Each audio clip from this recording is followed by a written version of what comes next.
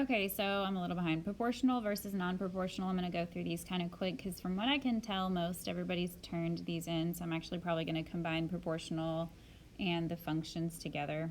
So the slope-intercept form and determine if it's proportional or non-proportional. So remember, slope-intercept form is the y equals mx plus b. If it's proportional, you will just see this. If it's non-proportional, you will see the whole thing, the plus b. So that plus b is really what you're going to be looking for to determine if it's proportional or not proportional. So already when we look at this table, I see where x is 0, so that means this y value across from it, that's my y-intercept or my b.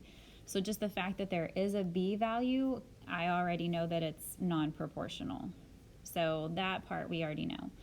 And I already know that my plus b is plus 4 because it's a positive 4. Now the only thing left to do is find my slope. And I'm going to use that 0, 4, and 2, 14 as part of my slope formula. So I've got x and y, x1, y1, x2, y2. So I've got 14 minus 4, and then 2 minus 0. So 14 minus 4 is 10. 2 minus 0 is 2. 10 divided by 2 is 5. So that's my m. So when I put the whole thing together, y equals 5x plus 4. Same thing on this one. I have where x is 0, my y value is 0. So that already means it's proportional. There's not a value for the y-intercept. Okay? So we're really just looking for y equals mx. And you can use whatever you want. Honestly, I would probably use these two for my slope formula, x1, y1, x2, y2. Use your slope formula and find your slope. Determine if the following equation is proportional or non-proportional. So we have y equals negative 5.5x plus 0. So there is a plus 0, but it's technically plus nothing. So that would actually be proportional. Proportional or non-proportional, there is a plus and there's a value there. So that would mean non-proportional. Same thing, we're just looking for that b. Proportional or non-proportional. So when we look at the graphs, if it's proportional, that means it would be going through the origin, which would be the corner here. This isn't a full graph. So since it doesn't start in the corner, it starts way up here. It's starting at 1, 2, 3, 4, 5, 6, 7, 8. If they asked what the y-intercept was, it would be 8. That would be non-proportional. It does not go through the origin.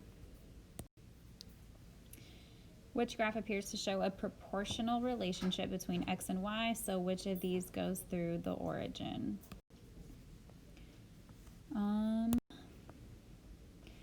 Next part is just solving equations. We've kind of sprinkled these into every worksheet we've done since September.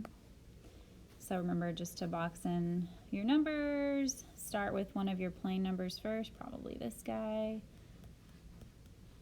Cancel it out. What you do to one side, you do to the other side.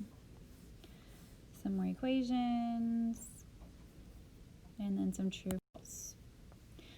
Okay, functions. I'm just going to kind of go through these pretty quick. Remember, functions, when we're determining if something is a function or not, if we have ordered pairs, or really in any representation of ordered pairs, whether it be mapping or a graph, we're only looking at the x values. Okay, we're going to be marking out the y's every single time.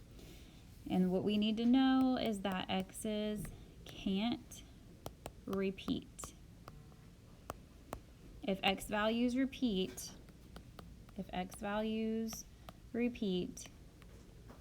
it's not a function. Not a function. So looking at number 1, select if the following is a function or not a function. So remember, we're only looking at the x values, which is the first number in the ordered pairs. So I'm going to just mark out the second number because I don't even need that to be distracting me. So I have 1, -2, -1, and 1. I have 2 positive 1s. That means they repeat. So that would be not a function. I have repeating x's.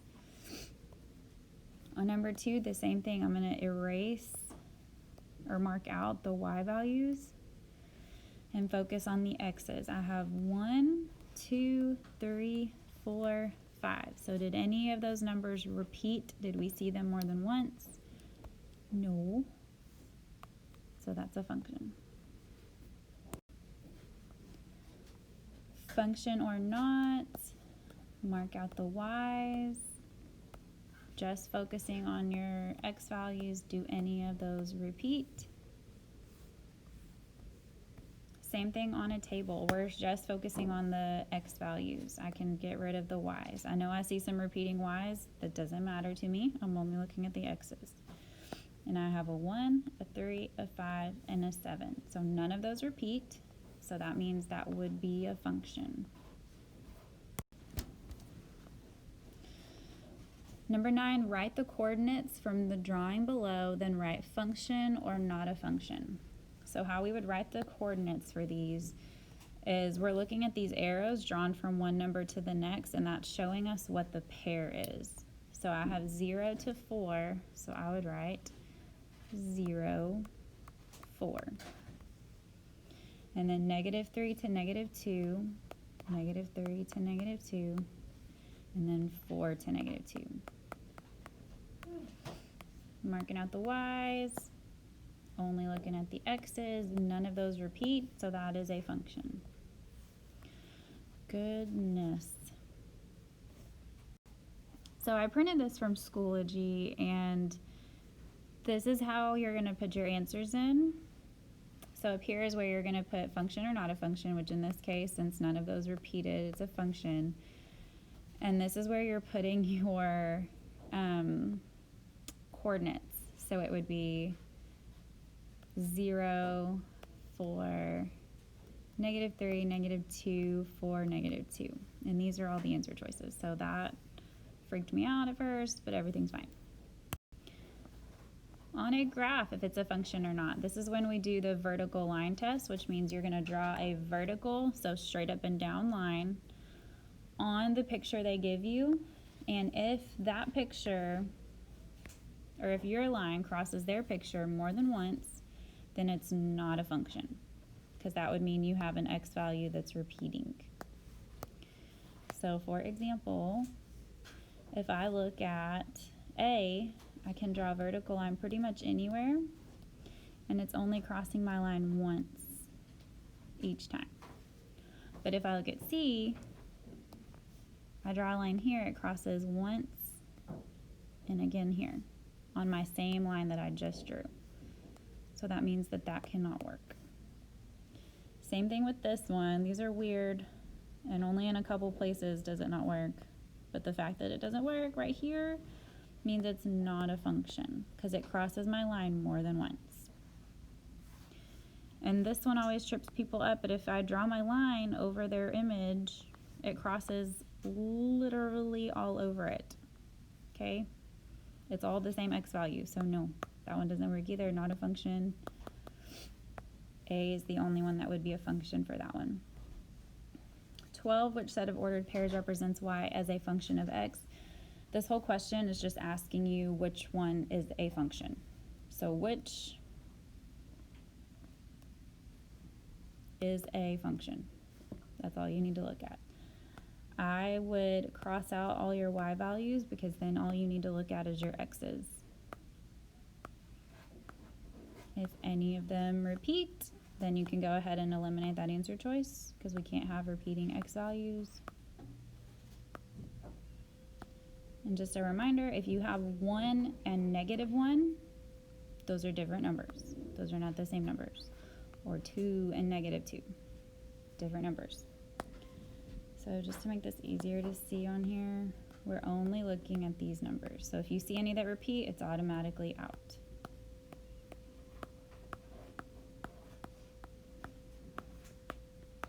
Okay. Same thing on number 15, proportional or non-proportional, like we just covered. If there's anything extra added, non-proportional. So basically, if there's two numbers, it's non-proportional.